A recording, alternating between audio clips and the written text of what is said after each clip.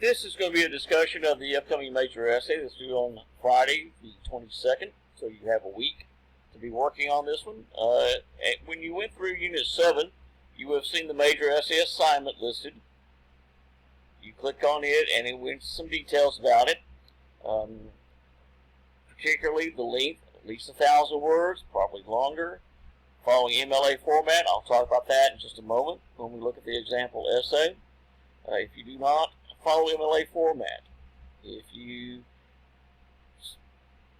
submit a work that is, we'll say considerably shorter, you fall short of 1,000 words, I will not grade those. I do recommend that you do not use pages. If you're using Apple products, save it in a different format, because turn it into pages do not get along. I also mentioned about using a PDF or Google Docs for a very simple reason. I mean, you can use those, but sometimes turn it in when accepting a Google Docs or a PDF will alter the format, and it will change up all sorts of ways.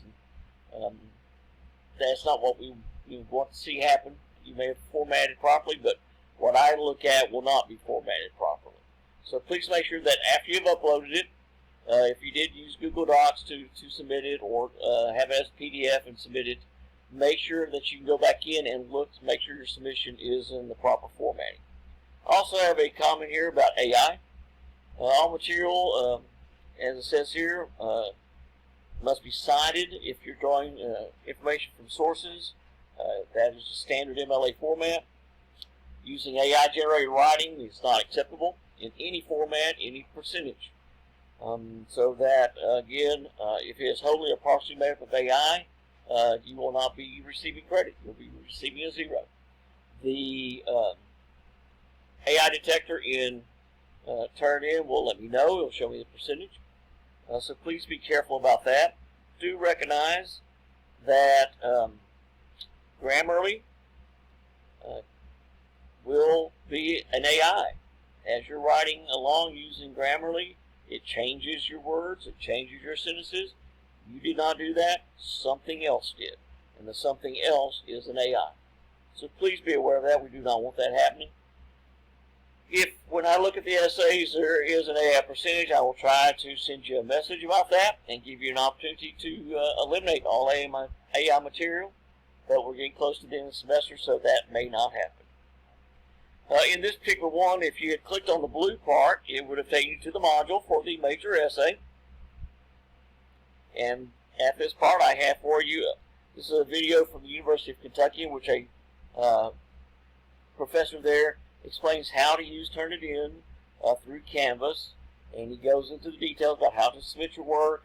He also shows you how to resubmit. If something you submitted turns out you did the wrong file, he explains how you go about removing that file and submitting the proper one. So you can watch this video. It's not very long. He just goes over it very quickly. I have an example of a major essay for you here, and it's supposed to open.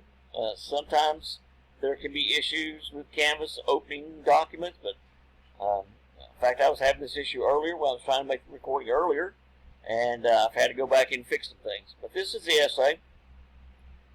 This needs to be corrected. This is one of the areas that needs to be corrected. The heading should have been against the left margin, and it is not. I don't give you a perfect essay.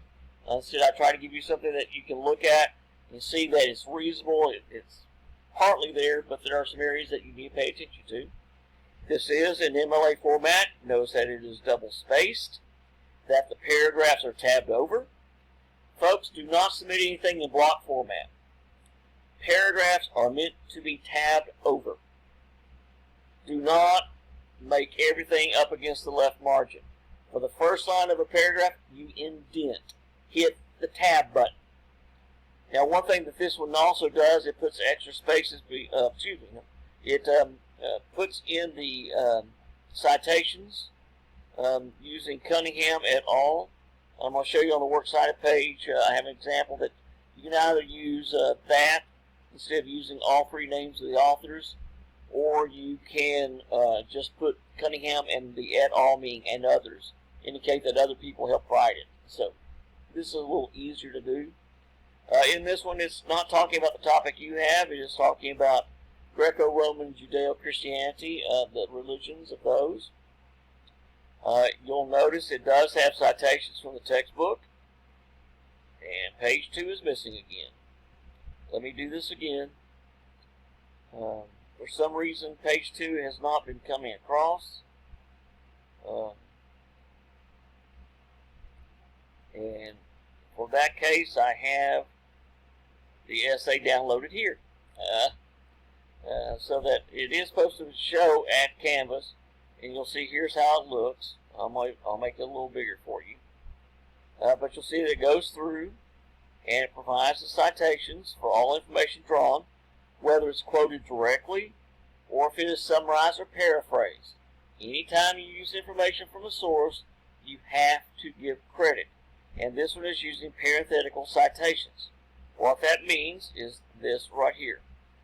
This information, which is summarized from the source, parenthesis, name of the author. In this case, it gave a page number, close parentheses. You actually do not have to put the comma here. That can be deleted. Same thing with de novo. You don't need the comma here. You just need to have, I'll correct that very quickly and show you that that's how it should look. But this information came from Pace. This information came from de novo. It is not quoted directly, but it is summarized. And this is what is called a parenthetical citation, where again, it's inside parentheses and the period goes after the citation. Going through the rest of it, you'll see there is a direct quotation, in this particular case, by the two main functions. And this came from de novo. So this is placed inside quotation marks. Notice that the period does not go here. It goes after the citation. It goes on, discusses some other key details and looks at it. And then it blocks the 10 Commandments. One thing that were not needed, when you block something, you do not have to use the quotation marks. And so you can get rid of those, as I'm doing now. And then this actually should have been tabbed over.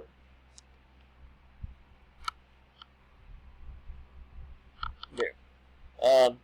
And so you have the period after the quoted material when you block it, and then you put the citation, and you do not put a period. So it's just like that. And then it goes on, notice every paragraph has been tabbed over, everything is double spaced, there is no extra lines between paragraphs, which is an easy fix. If you look here, you'll see paragraph. You go here, click on that little arrow, and hopefully this is going to open if Word will respond. Well, there we go.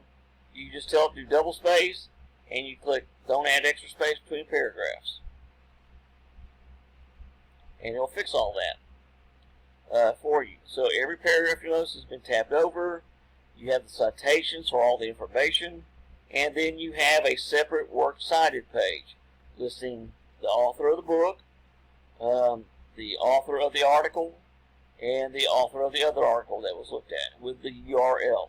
So this is basically how yours is supposed to look, and I'm going to go back and see if that has finally appeared here. Yes, it just took some time for this to load. So you do have the full essay here to look at. So it shows you what yours should look at. It basically gives you the length. If I go back to the Word document, you can't quite see it, but this is 1,300 words, and that's a good length to discuss the topic. So again, this gives you an example that you can look at, see the length that yours should be, the structure that yours should be. When you submit your essay, it should look like this, with tabbed over paragraphs, double space. This is MLA formatting, with a separate page for the works cited page, looking like this. I have another example of works cited page, which this particular one uses originally the full name of Cunningham and the other two authors, but as I put here, you can also just do it this way. So if you're using the textbook as a key source, you can actually just sort of copy this one from the one that you're looking at. Now the actual topics, and we're getting here to it. Excuse me just a moment. This is the rubric that is used to score your essay. You'll see that there are 5 areas that I look at particularly, and then it goes across with the descriptions of each of the areas. The last one, which is 0 points, is basically for plagiarism, not fulfilling the expectations. You turn in an essay of 400, 500, 600 words. You do not meet the expectations. If it has AI material, that's plagiarism, as defined in the handout. And I click here. The next part is about LEAPS, and I'll explain about that one in a little bit. LEAPS is simply a data collection that our college does, and the essay is going to be submitted under SpeedGrader for that, but that's not the graded essay. And then the video will be here. And as I am trying to get down here for this, there we go. This is the topics over the essay. Again, 1,000 words or longer. The example is about 1,300 words. MLA format, that means heading on the left-hand side, header on each page, a title that is centered, then go back to the left margin and tab over to create your paragraphs. Double space the entire essay. Do not have extra spaces between paragraphs. Have a separate works cited page. The entries are to be listed in alphabetical order and are to be listed in what's called a hanging indent. And again, if you look at the example on the essay or the example works cited page, you'll see what the hanging indent is. The first line of the entry on the works cited page goes against the left margin. Subsequent lines are then tabbed over once. The topic, and we're going to hope that all this will show up. Yes, it did. Okay. We'll zoom this a little bit. Again, it talks about the details, the MLA standard, double space, properly paragraphed, proper citations. I showed you that in the example essay. For the library resources, you'll be able to look up your topics there and find credible sources. Do not use Wikipedia. Do not use blogs. Basically, do not use most.coms when you're doing academic writing, folks. Use our library resources. That's what you need to do. Again, the comment about not meeting the length, not following MLA format, again mentioned there. Again, AI material also mentioned there as well. So please keep that in mind. And again, please keep in mind that Grammarly is an AI. So here are your topics. You only select one. I have it up here in bold. Please select one of the following topics. Down here I put please select one, and you may think, why is he doing that twice? Because, well, it's happened more than once, but a couple of years ago I had a student who submitted the essay, quote-unquote essay, and what this person had done was write a brief paragraph for each of the topics. I had to contact the student and say, you need to select one. Please write a full essay over that one. And luckily, the student had enough time to do that. The submission had been made early. So again, your topics are, the first one about the Black Death. You have some details in your textbook, but you need to research. This entire essay has a research-based aspect to it, so you have to look for more information. And so Black Death, and again, particularly how other areas than just Europe were affected. In our textbook, it talks mostly about Europe, which is fine. You'll discuss it, but I also want you to recognize that other areas in the world were impacted by the Black Death during this 14th century plague. And then chapter 11 talks about the Gothic style that never caught on in Italy because of the views and details. Instead, Italian architecture was very different. And so you need to discuss why the verticality of Gothic style was not part of the Italian architecture. Some of that's in your textbook. Some of it you will need to look up. I want you to discuss the architectural style that was prominent in Italy during that time. Select specific examples and discuss what those examples illustrate about the architectural style of the time. The third topic is asking you to look more at the de' Medici family, particularly after the death of Lorenzo, until the family's returned to power. They lost for a while and they came back. I want you to discuss what happened to them, why they fell out of power, how they came back, who were these people, what were they doing during this time, how did they regain their power, what was it that it took for them to become again a political force in Florence, and then also why they were so important. So you get a chance to research the Medici family. The fourth topic concerns Machiavelli and his prominent work, The Prince, in which he advises how to be a ruler. That's what the title of The Prince is about. And in that one, I would like you to consider what that advice seems to be. Is it really ethical? Is it useful? Can it be successful? Can a ruler be successful? Can a state be successful if ruled by someone following Machiavelli? And then I also want you to look at overall about his view about humanity. Is it pessimistic because he thinks this is what humans are really like, or is it something else? So I'd like you to look at that one with, again, points explained in detail and specific examples. The fifth topic of the 7 asks you to compare Venetian painting style and the Roman style. Venetian is a very important style that develops during the Renaissance. Use of color, use of detail, subject matter. It's discussed in your textbook somewhat. The Roman style is mentioned somewhat, but again, this will require a little more research. And then you especially want to look at particular examples. It says specific examples. 2 or 3 of the Venetian, 2 or 3 of the Roman, that you can explain how line, color, spacing, all that is incorporated into each one and reflects the particular style of either the Venetian style or Roman. The 6th one asks you to look at 2 of these 4 men who are named in your book who made significant contributions to science. During the Renaissance, moving through, science becomes more and more prominent in a number of ways. And so this asks you to look at these 2 individuals that you choose out of the 4. Again, not all 4, just 2. And discuss what their contributions really were, how they helped develop the science we now know, and of course how the scientists were regarded both in their era at the time when they were making their studies, and how they are regarded now in contemporary society about science. The last topic asks you to look at the Baroque, which is mentioned, and you have the videos that you can watch that are hosted by Vladimir Januzak. I just call him Wally. It's much easier. He had the 3 videos about understanding art of the Baroque period.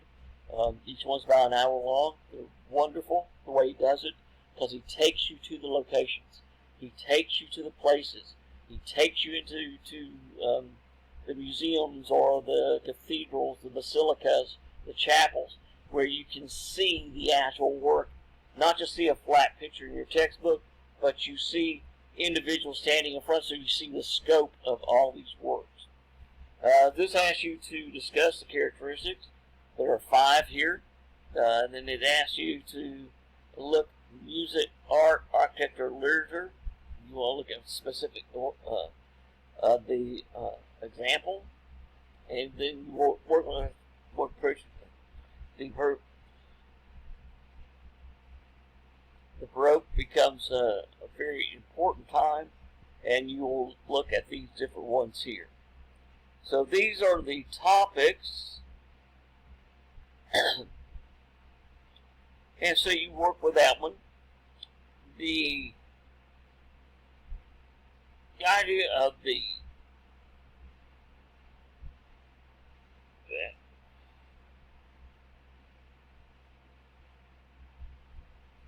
trying to get everything. practice. Just say change the. Let me see if I can get this back where we're supposed to be. Let's go back to the. There we go.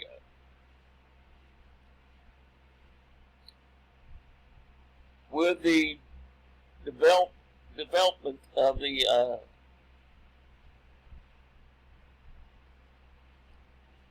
you want to go back to the first.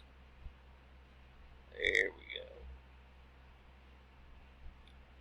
When you submit the essay, you'll click on that where it says Major Essay. You'll see the topics. And then under the handout, you'll see this gray bar.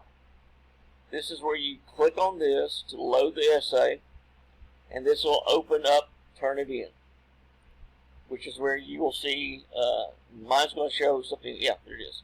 You will have a button that will say Submit Assignment, and you'll just click on it and follow the instructions to locate your particular assignment wherever you saved it on your computer, and then you'll just click on a couple of buttons and it'll get uploaded, and it'll tell you that it has been uploaded and gives you a receipt so you know that it's there. So this is how you do this. I'm going to go back. I have to reload it. So you go to, again, the Major Essay Assignment. You scroll down past the handout. You locate the gray bar and you click on this, and that will open Turnitin. That's how you will submit the essay. Please do not submit it anywhere else for the grading purposes. Now, I also mentioned about the LEAPS here. Oh, excuse me, wrong one. This is the video. You